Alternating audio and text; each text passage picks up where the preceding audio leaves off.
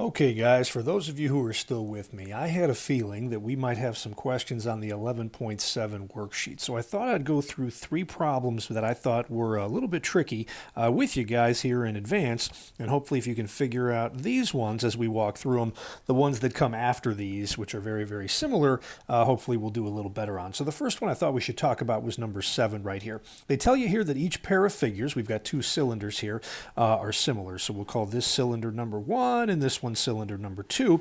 We're supposed to use the given information to find the scale factor. And I realized that the problems that we did in class excuse me, not in class, but in our notes, never really asked you to find scale factor. And the important thing to remember is that scale factor, which we talked about earlier in these notes here, guys, is just the ratio of a side of one figure compared to the side of a second figure. Now, with the examples that we did, one of those sides was given to you, and you were asked to come up with the second one. But when they ask you to find the ratio itself, that bothers people a little bit. So let's talk about how to do number 7 right here. And it looks like, as I'm looking at this worksheet, 8, 9, and 10 are pretty much the same, so hopefully you'll figure those out. Okay, we're talking about volume in this problem right here. So the formula that we talked about here at the beginning of our 11.7 notes right here would be McDonald's, what do you want? Big Mac. Thanks. Okay, hopefully this is still recording. The formula for that would be that the volume of figure 1 compared to the volume of figure 2 is equal to the ratio of their corresponding sides, but because it's volume and it's a three-dimensional measure, we are going to cube all of that.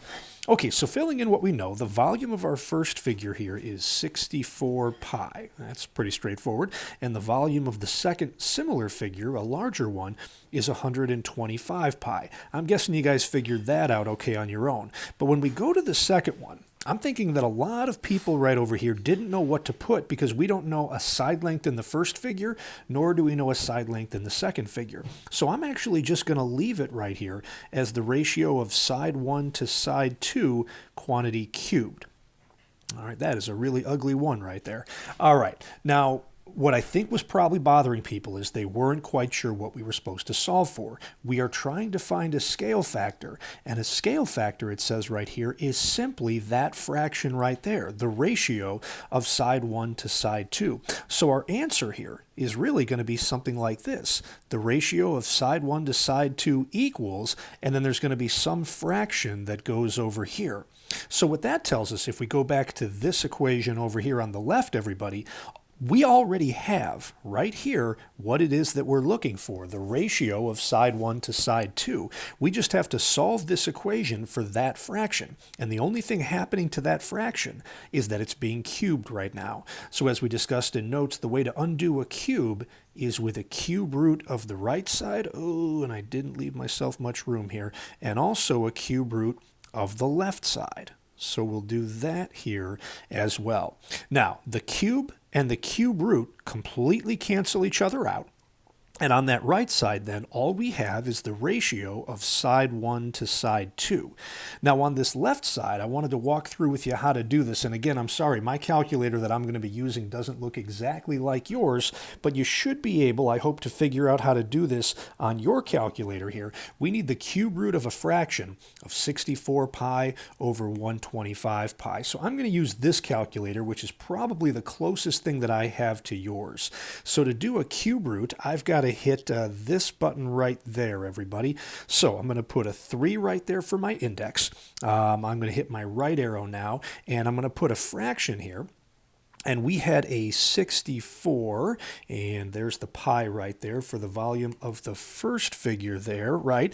And then a 125 pi on the bottom. So 125 pi. And that should do it, guys. When I hit enter, this calculator, and I believe that your multi-views, if you're using that as well, would have converted that into a 4/5.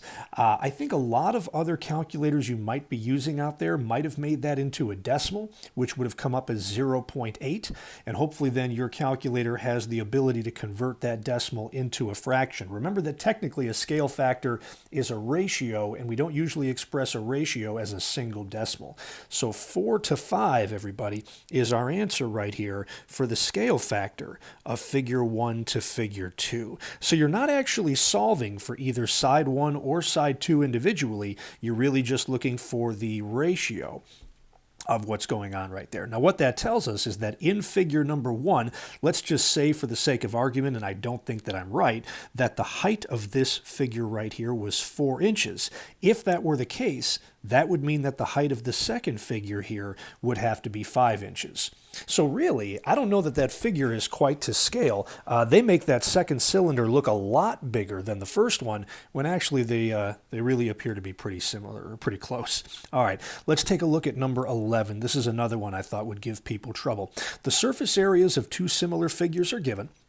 Volume of the larger figure is given, and we're supposed to find the volume of the smaller figure. Now, what I think is challenging about this problem is they're dealing with surface areas here, and they're dealing with volume. And there was no formula that we learned in the 11.7 notes that ties together surface area with volume. We could make one, but I think that's probably more trouble than it's worth. The important thing is that we can tie surface area to scale factor and then tie scale factor back into volume. But this is really going to be two separate problems. So since we know information about the surface areas of both figures, let's go with this formula here. Surface area 1 compared to surface area 2 is the scale factor, side 1 to side 2, quantity squared. And let's fill in what we know. The surface area of the smaller figure is 36. Surface area of the larger figure is 225. And all of that equals side 1 over side 2, quantity squared. We need to isolate that scale factor. So what we're going to need to do now is get rid of that square by doing a square root on both sides. Now back to what we talked about in the last problem. When you want to do a square root, technically your index right there is a 2. But that's kind of like writing an exponent of 1. It doesn't serve any purpose. Writing an index of 2, like for example the square root of 49, that's really what it is. It's just a square root. And because that's the index we use so much more than any other root that's out there, we usually don't bother to write that index in there at all. So let me get rid of that right there. And my point there was that we don't need to write that little 2 right there. So we did a square root of the right, and didn't leave much room. We'll balance that out with a square root on the left as well. Now they did cut us a break here. The square and the square root cancels, so we get the ratio of side 1 over side 2 is, and what they did that was nice to us, they gave us two numbers here that were both perfect squares. You really shouldn't need your calculator for this one. The square root of 36 is 6. Square root of 225 is 15. Interestingly, that ratio can be simplified if we divide a 3 out from both of those numbers and end up with, nope, not that. Dividing out a 3 is going to leave us with a 2 over 5, and that is our scale factor. I probably shouldn't have boxed that up. That's not the answer to this question. The question that they asked here is find the volume of the smaller figure. So now we've got to use this formula here. Volume 1 compared to volume 2 is equal to the ratio of side 1 to side 2, and because it's volume, it's quantity cubed. Okay, if we take a look at the way this scale factor is written, you'll notice the smaller number is on top and the larger number is on bottom.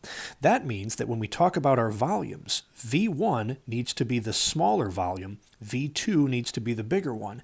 We're supposed to find the volume of that smaller figure, so V1 is the unknown right here. The volume of the second figure, which is the larger one, is 750. And that equals now this fraction, S1 over S2, that we just came up with right here. So that is 2/5 quantity cubed. Okay, the variable we're trying to solve for is over on the left. The cube is on the right. So we're not going to do a cube root here to undo that. We're going to actually go ahead and then apply that exponent of 3 to both the numerator and denominator of that fraction on the right. So we're going to get V1 over 750 is equal to 2 cubed is going to be 8, and 5 cubed is going to be 125. You really don't need to cross multiply here, although you certainly could, because the variable is on the top of the fraction. All we need to do is get rid of this 750 that v1 is being divided by. So to do that, we will multiply both sides by 750. This one on the top and this one on the bottom cancel each other out, and that's going to leave us now with the volume of the first figure. Now the volume of the smaller one is an 8 over 125 times 750. So here we go. 8 divided by a 125 and then multiplied by a 750 should get us a volume now of 48 for this first figure, which was the smaller one. So 48, everything here was in meters, and because it's volume, it's cubic. So 48 cubic meters is going to be the volume of this smaller figure in number 11. Okay, not easy problems, guys. All right, and I was going to do one more with you before we get out of Dodge here, so let's see what's going on with this one. Similar to the problem that we just did, but a little bit different. Again, we are dealing with volumes and with surface area, but scale factor is really the key. Now, since we know both volumes at the get-go, this time I'm going to start with the volume formula. V1 over V2 is equal to your scale factor, side 1 over side 2, and this one is going to be cubed. We know that the volume of the first figure, the smaller one, is 8, and of the second figure, that's going to be a 27. And that is going to equal, we don't know either of these side lengths, so we're really just looking for the scale factor, side 1 over side 2 cubed. Once again, we need to solve for that scale factor by getting rid of that cube, and we get rid of a cube with a cube root. And for the 19th time, I haven't left myself enough room there to do that. So cube root over here on the left as well. The cube and the cube root cancel. So that right side, which I'm going to move to the left now, becomes just side 1 over side 2. That's the scale factor. And you can use your calculator to do this. But again, they were nice to us. They gave us two numbers, 8 and 27, that are both perfect cubes. I would guess that most of you guys right now in geometry probably have your perfect squares fairly well memorized and probably don't know your perfect cubes very well at all, but that's something you guys are going to get much more familiar with next year in Algebra 2. So the cube root of 8 is 2, because 2 times 2 times 2 is 8, and the cube root of 27 is 3. That one doesn't simplify at all. So that, everybody, is our scale factor. We're not done with this problem yet, though. They wanted us to come up with the surface area of the larger figure. So now we're going to go back to the surface area formula. SA1 over SA2 is equal to, in parentheses, side 1 over side 2. Surface area is a two-dimensional measurement, so that ratio is going to get squared. Okay, interesting now. They want us to find the surface area of the larger figure. That means that this surface area right here is the smaller figure. Looking at the way the scale factor was written, 2 to 3, the smaller number is on top. So that means that the small figure always goes on top, and the big figure always goes on bottom. So since we're looking for the surface area of the larger figure, this is the surface area of the small figure, and that goes in the numerator in this formula. So 36 is going to go on top. We don't know the surface area of the second figure, and that equals, okay, our ratio of side 1 to side 2 is given right here, so that's a ratio of 2/3, and all that is going to get squared. Now that square that we just wrote is not right next to our variable, so we're going to go ahead and square. Basically, we're just simplifying the right-hand side here. So we've got 36 over surface area 2 equals, squaring the 2/3 is going to get us a 4 on top and a 9 on bottom. We would cross multiply at this point here. We'd get a 4 multiplied by surface area 2 equals, and then we would do 36 times 9, which I think is going to get us 324. I should probably double check that before I put something wrong in the notes right here. So 36 times 9 gets us, 324. And then we would divide both sides by 4 to find that the surface area of the second figure, 324 divided by 4, is going to be 81. Surface area right here was measured in square meters, so that's the unit for this one here as well. Not easy stuff, everybody, but hopefully once you figure it out, 11, 12, and 13 will make some sense. And now that we just did 15, I'm hoping that 16 and 17 should work out pretty well for you as well. Okay, good luck, guys.